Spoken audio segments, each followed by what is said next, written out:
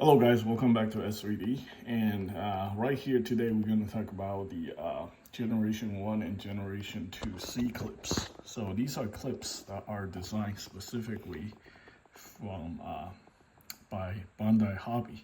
I don't know if other company has adopted this technique. I don't know if Bandai has a patent on this. But this is a Generation 1 style C clips. As you can see, the surface area is actually very small.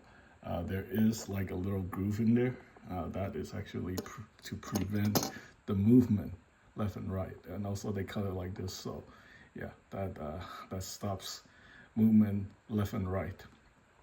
But these are actually kind of outdated. A lot of them are starting to have issues with them not being able to hold the parts in place. It's becoming very loose.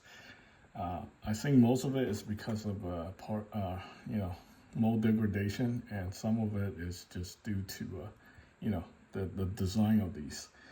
They actually made changes recently to some of the more recent releases, and as we can see here, these are the second generation style C clips that is introduced from the Witch from Mercury line. So let me go ahead and put this thing back together. I'll demonstrate the issues with the looseness in the next part. But yeah, these are the second generations one. You can see the surface area is a lot bigger, and that groove in there is larger than the one that's present on all the 30-minute mission kits. Those joints has been used on almost every single kit that they release. So yeah, but the new design here, it's still like they use the general same system as before, except they enlarge the groove in there to allow more surface. And what's also real interesting is that they cut these grooves into the plastic. So what these grooves does, I think it accounts for temperature changes. So polystyrene tend to shrink in high temperature and goes back to normal in room temperature. So yeah, those grooves are there to account for temperature, expansion and contraction. So essentially, I don't think these joints are gonna get worn out as quickly as the first generation's one. So I'm actually really surprised, engineering actually went into these kits. I don't think these Witch from Mercury kits gonna be more prone to those same issues with the 30-minute mission kits and the entry grade kits because of the new improved design. I think this design right now, I think is adequate, but these kits are only been out for a year, so we haven't ran into any people reporting problems with these design. I think is adequate. I think they address most of the issues. I think most of the problem just come from temperature change, the shrinkage and the contraction and expansion and stuff like that. So yeah, with those grooves in there and the larger surface on these C clips, I think for now is more than adequate. We'll check back in a couple of years if they have problems. Yeah, but these joints feel significantly more robust, to the point that I think I mentioned they should go back to the old design, like the HUC RX78-2 stuff. Basically they did in the 2020s to 2015. I thought they were great, but I think this system actually works. It just needs to be tweaked a little bit. So yeah, that's actually that's one huge step forward for plastic model kits.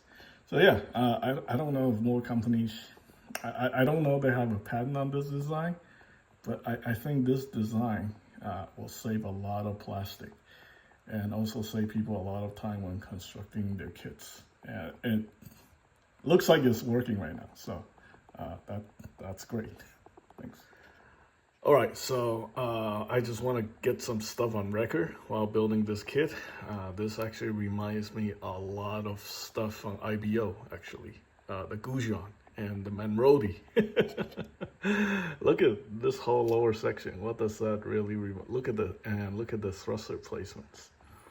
Yeah, that definitely have very reminiscent of the Gujan, the Gundam Gujan from IVO, and the legs from the Manrodi. I mean, they all share very similar design features, and I think that's really cool. The actual build itself is actually very generic. They introduced some new elements like the C-clips for the legs, and I think these C-clips, right, these are significantly more advanced than the stuff we get from 30-minute missions.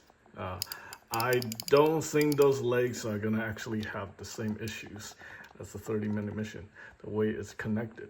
This is actually, I think they learned from the mistakes and significantly improved the parts. So there's a larger surface on those C-clips, and also the parts like on the legs that connect to the surface, they have grooves in them. So what those grooves does is account for, temperature change, the shrinkage and expansion and stuff like that. So yeah, I am most certain that these C-clips are actually, designed in a way that stuff like this from 30-minute missions and the entry grade kits are no longer a thing. This is going to be a thing of the past. Yeah, if they can adapt this system into future 30-minute mission kits and do away with these earlier generation C-clips, I think that would be really nice.